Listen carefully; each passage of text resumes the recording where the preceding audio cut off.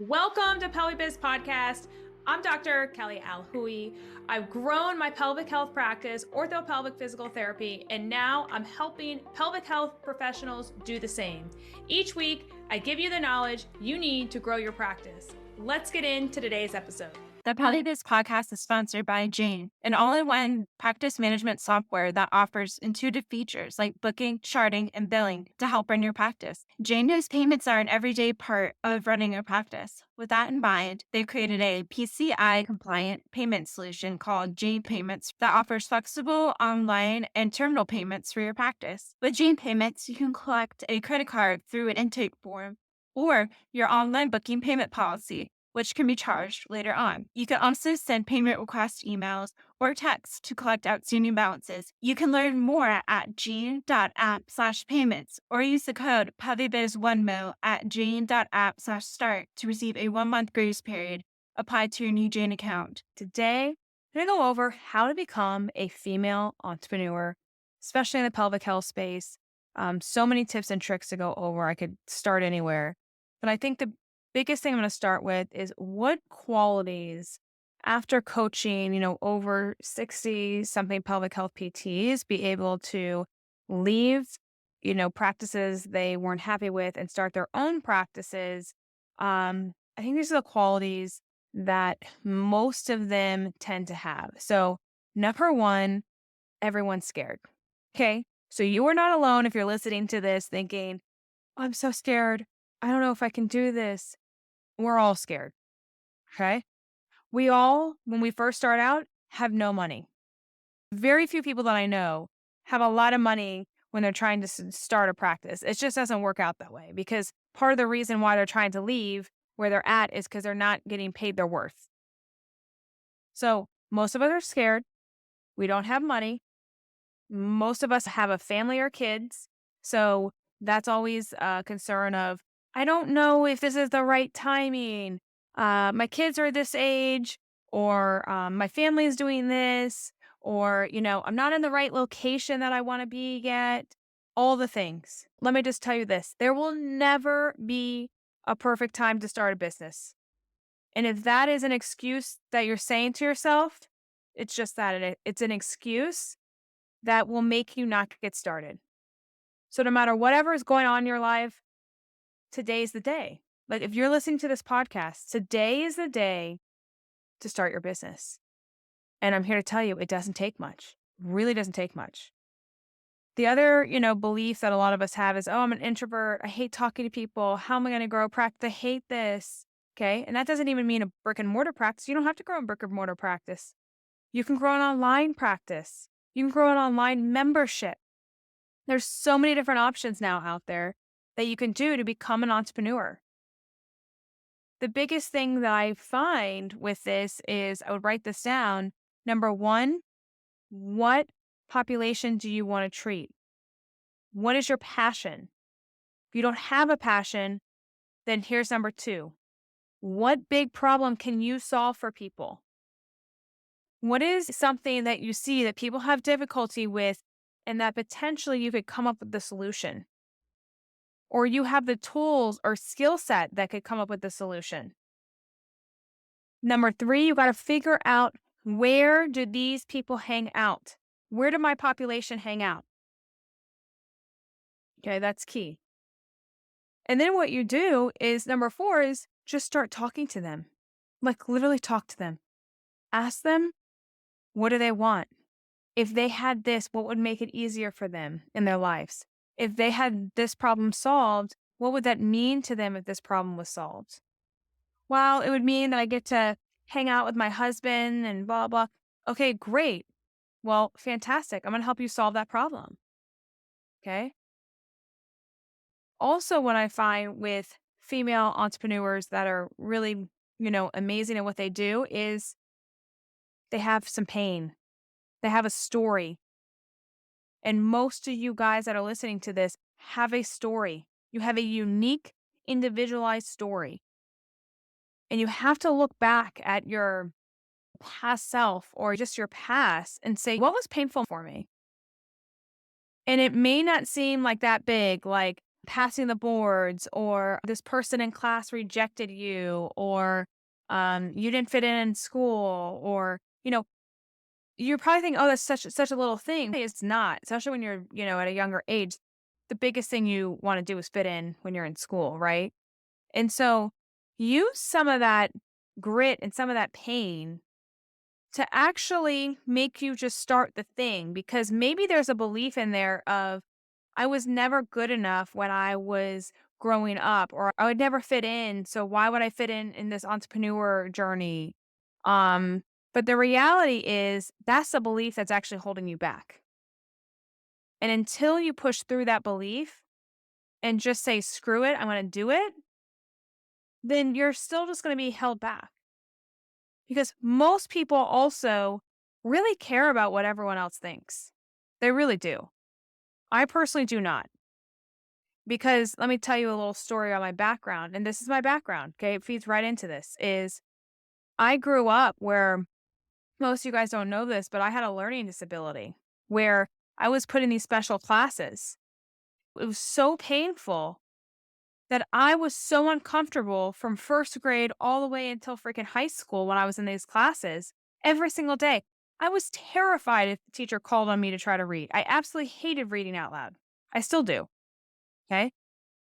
But I was so uncomfortable for 18 years of my life that when it comes to business, it's very hard to make me uncomfortable because I've had to sit in that uncomfortable situation for so many times. I didn't know that was going to actually be a superpower for business. I didn't know that at the time. But now looking back, I use that to help uh, handle hard situations, be able to be so uncomfortable. But most people can't be so uncomfortable because they've never even experienced such uncomfortable situations before because they've never been put in it. So if you're one of those people, what can put you outside your comfort zone? And it can actually be like the most simplest things. Like you're like, hey, I want to go sleep in my bed tonight, but instead I'm going to be uncomfortable and go put out a tent in my yard and sleep there. That's an uncomfortable situation. Okay. If you're like, hey, I never thought I could like climb this mountain. I really want to climb this mountain. Guess what? Just go climb the mountain. That's an uncomfortable situation. And that right there is actually going to make you grow. Okay. But doing that repetitively is going to give you confidence to become the female entrepreneur. Because I don't know about you guys, but when I was starting the journey, the last thing I wanted to do was become an entrepreneur. The last thing I wanted to do. You know why? My number one thing was I saw all my old stressed out bosses and they were so stressed out that I was like, hell no, I would never do that to myself. That seems like such a pain in the butt. But the reality was, A, I don't think they weren't entrepreneuring as well as they probably could have been. And B, I've learned that it doesn't have to be the way that they were doing it, that I actually have to do it. Because I've had other mentorship now that has helped guided me to do it in a way that actually gives me my time back instead of me suffering in clinic every single day thinking, "Oh my god, I got to treat all these patients and then I got to manage this and then I got to, figure out how to push the business forward and all the things." I figured out a better way to do it so that I don't have to be the stressed out boss. So that's the beauty. What I found is you got to be a risk taker. You have to be a risk taker. The people that take the risk are the people that get the biggest rewards. The people that still sit in the comfortable zone, they don't get the rewards. They really don't. So the more that every single situation that you have in your life that you can get in the uncomfortableness, the more that you'll actually grow and the faster you will grow and get out of the pain. And then I think the last thing here is um, know your strengths. Know what your strength is. So for me, I know that I'm not good at reading and writing. It's not my strength. So I'm not going to sit there and try to perfect how to write a blog post. It would be stupid of me to do that because it could take someone else that you could hire maybe an hour to write it. For me, it would take me like 3 weeks to write a blog post. Well, now thanks to AI, probably not, but still, okay? That would be so stupid of me to try to waste my time on that. Instead, know your strengths. My strength is speaking. So with speaking, how can I improve my speaking? So one thing I did was I hired a voice coach because I tend to yell because I can't hear. And so I just tend to get hype and yell when I talk, but I don't mean to yell. So I hired a voice coach to help me with the tone of my voice so it doesn't come across like I'm yelling at everyone. Okay. But that's something that is helping me towards the strength that I'm feeding into that's actually going to help propel me forward because I'm a better speaker and my strength's going to stand out more rather than my weaknesses. So if you're like, man, I really want to become an entrepreneur, I just don't have the confidence to do this. I haven't taken enough Con Ed courses yet. That's another belief that people have. I haven't taken enough Con Ed courses yet. I hear that all the time. Guess what? Your orthopedic background that you got from physical therapy school or OT school or PTA school is literally sufficient enough. And as long as you've taken Herman and Wallace level 1 or APTA level 1, you are an amazing pelvic health therapist. Okay? You are an amazing pelvic health therapist. Truly. You can help solve 95% of the cases that come in, no matter if they have this crazy diagnoses or a very simple version of leakage. Okay? You can solve it. You have to know actually how to communicate. Let me say that again. It's not the manual skills that you know, it's you giving the person hope and communicating how you're actually going to help this person. That's how you truly help this person, not by your manual skills and not by taking Herman and Wallace level 25. Sorry, Herman and Wallace, but that's not the case. Okay. You have to allow the patient to envision themselves being able to take the journey with you and trust you that you can truly help solve their problem.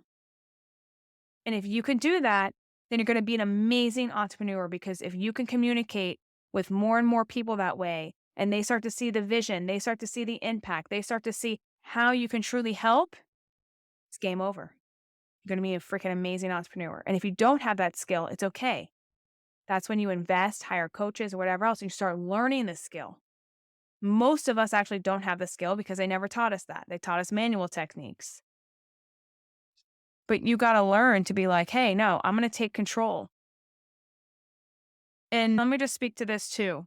When it comes to female entrepreneurship, it is honestly the best thing you can do for your family, your life, and anyone and everyone. I mean, it truly is. It will change generation after generation in your family. It really will. And the fact of, like, for me, no one in my family ever made money. We were very, very poor growing up. Okay. It's changed my family. It really has. I've been able now to take my family, my mom, dad on vacation. I've been able to, go see them when I need to. My dad's sick. I've been able to do the things I need to do to help take care of my family because of entrepreneurship. If I didn't have entrepreneurship, I wouldn't even be able to take off for Christmas. This was a problem. I couldn't, when at my old job, I couldn't even take off. My dad has metastatic cancer and I couldn't even go see him at Christmas because I had to work. That's not okay. It's literally not okay. So if you're thinking, man, it's not the right time. Yes, it is. This is the only time. This is a must. You must just try this and it doesn't take much. You can get your business started in 2 days. It's called Amazon. Get a table, lube, lotion. That's your business. That's it. SOAP on your computer. Venmo for payment. Done. You now have a business. That's all you freaking need. Don't care about the LLC, please. Don't say you need an LLC, okay? But that's it. And you just get started. Be fearless. Don't be scared. I know that most of us are scared, but just say, you know what? I'm just going to try this. And I tell my team that every day, like, let's just try this and go for it. And what happens? That PT job that you thought you wanted, guess what? It's still going to be there tomorrow and they're still going to be asking. They're still going to be asking to have you come and be on their team. Okay. Instead, take a risk on yourself because it's the best investment you possibly can make. And you will get there. It may be slow, maybe in the middle, or maybe fast. Depends on how bad your pain is. That's why you got to figure out what in your past life caused you so much pain that's actually going to move you forward to get out of that pain quickly. And that's the biggest thing. So hopefully this gives you some insight on just entrepreneurship. It's an overall, overview of just what it takes. If you're looking for more tips and tricks on how to specifically like start your business and all that, we've made podcasts on that before. So make sure you go back and, watch those. But I think I just want to come on and truly, how do you become a female entrepreneur in the pelvic health space? This is it. You have to have these skill sets. You have to know your pain points. You have to be scared. You have to basically have no money because that's going to drive you faster to get more patients. You have to use the pain to become the power that actually moves you forward. You've got to know your strengths. That's huge. You've got to know your strengths and keep using that to move everything forward. So hopefully you guys learned some stuff from this today, but most of you guys, if you're listening to this, today's the day to start your business and let's go. So let me know if you guys have any questions. I'd be happy to talk. Peace. I consider myself a business and life coach. Are you ready to live the life of your dreams as an entrepreneur? If so, let's chat. See the episode notes below and go ahead and book a call. See you all next week.